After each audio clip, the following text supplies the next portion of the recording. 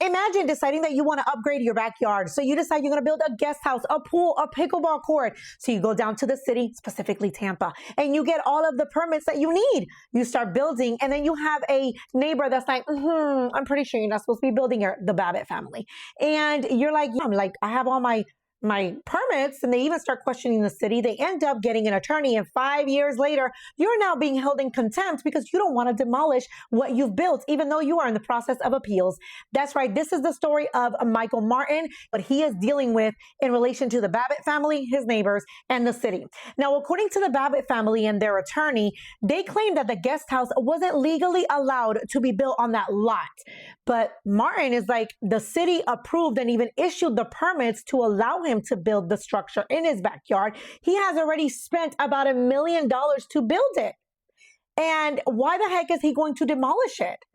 Now, fast forward in this most recent meeting or judgment, the judge was like, nope, you're going to have to go ahead and demolish it. And he explains, no, I'm appealing this, and it's going to cost me another $800,000 to demolish it.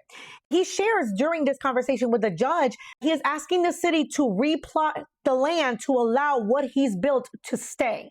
And his attorney, who is his civil attorney, is saying the same thing, like the city has the ability to take control of this to ensure that whatever he's built is not demolished because they gave him all of the permits. Now, according to the neighbors, the Babbitts, they share that they just want the block to be restored to the way the law requires it to be. However, Martin's attorney says that they're waiting on city approval to see if the land will be changed to be buildable. That is what they're waiting on before he goes and demolishes it. He goes on to say that Mr. Martin should not be in jail because of what happened in a civil court proceeding when there are alternatives in order to make this right.